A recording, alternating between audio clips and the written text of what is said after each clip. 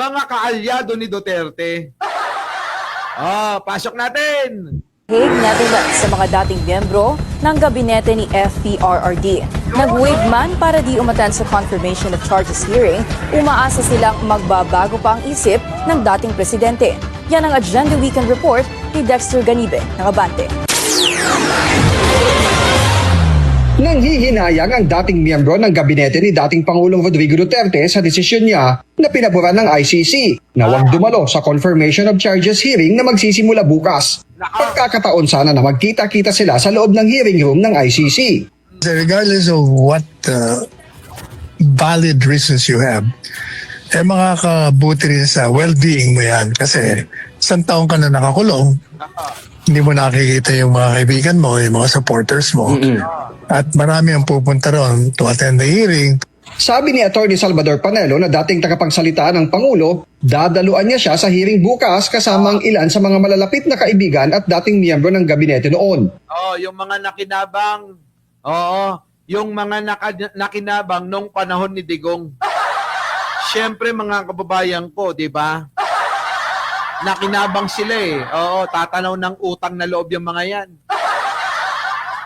Oo nga, si Magalong bigla na naman tumahimik. Siguro naramdaman niya na ayaw siya ng tao. Kasi nagbabalak daw tumakbong Pangulo. Tapos mga kababayan, ayun, nanahimik ng husto. Panelo, ano na? Kasama na riyan sina dating Executive Secretary Salvador Medaldea. Nako, Medaldea, na-ospital ka na nga dyan, hindi ka pa rin nadala. Huwag ka nang nakikigulo dyan. Matanda ka na rin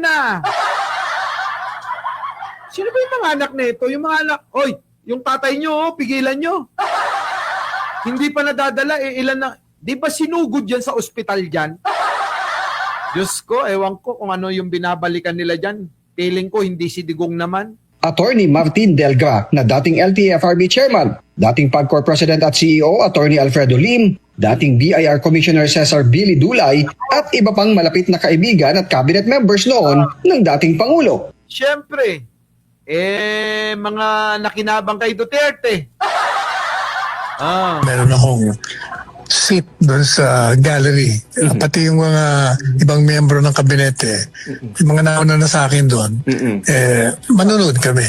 Umaasa si Panelo na magbabago ang ihip ng hangin at magdedesisyon si Digong na dadalo sa pagdinig. Wala na, nakapag-desisyon na si Digong. Nahihiya na. Wala nang mukhang ipakita kasi paano hindi mahihiya yung hayop na yan. Di ba? Paano hindi mahihiya yung putang inang Digong na yan? Biruin nyo, kitapang-tapang sa Pilipinas. Kapag ka daw pupunta, ang ICC, tatadyakan yan. Tapos ayun, dinala. Hindi naman natadyakan.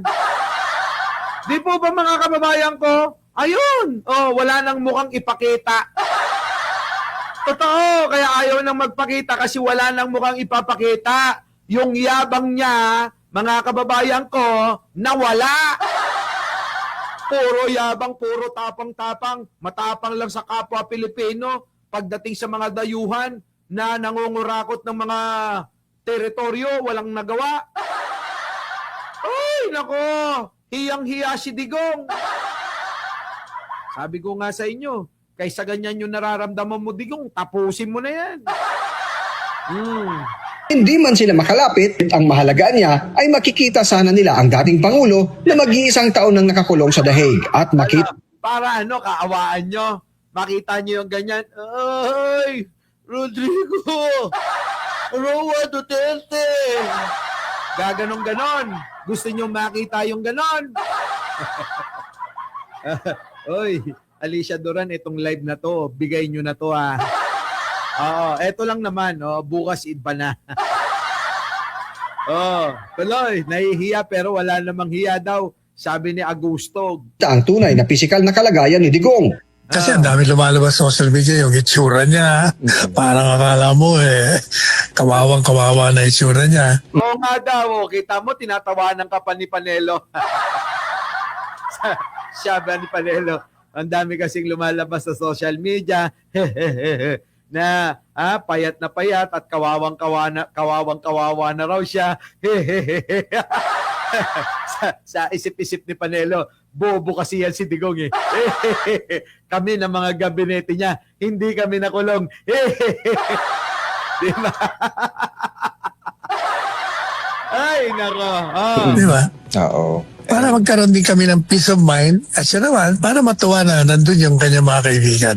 Hindi nga matutuwa yan, mahihiya. Ano ba naman kayo?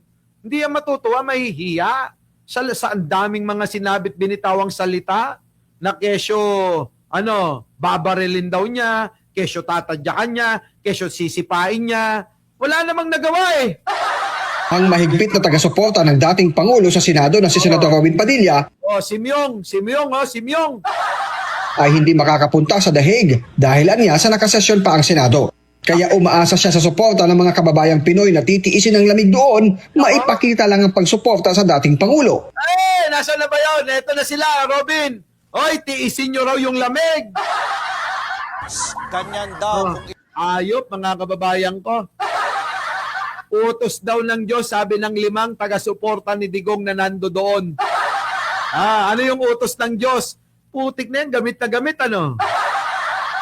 Parang Kibuloy at Villanueva lang ang datingan, Talagang gamit na gamit yung salita ng Diyos, Isama nyo na si Cayetano, paluhod-luhod pa. Putik na yan, kaya nauubos na eh. Tuloy. Utos ng Diyos. Ganyan daw kung ituring ng ilang Duterte supporter ang paghayag ng suporta kay dating Pangulong Rodrigo Duterte. Maagang nagtipon-tipon ang mga supporter sa tinatawag nilang Duterte Street, malapit sa ICC Detention Facility sa The Hague. Marami sa kanila, ilang buwan na rin nakikiisa sa pagtitipon doon. May mga galing din mula sa iba't ibang bahagi ng Europa. Sa pagsisimula ng pagdinig po bukas, layon daw nilang maipakita Ilan yung mga dumating? Bilangin nyo naman kasi bilang namin 5 lang. ang suporta kay Digong hanggang sa tuluyan na umano itong mapawalang sala at makauwi na sa Davao. Asang-asa pa sila na makakauwi talaga sa Davao. Yung mga nauna nga dyan, nagsi-uwian at hindi na nagsibalikan. Kasi alam na nila na hindi na makakalabas si Digong. Nakatira po sa Yan na. Leiden. Leiden, okay.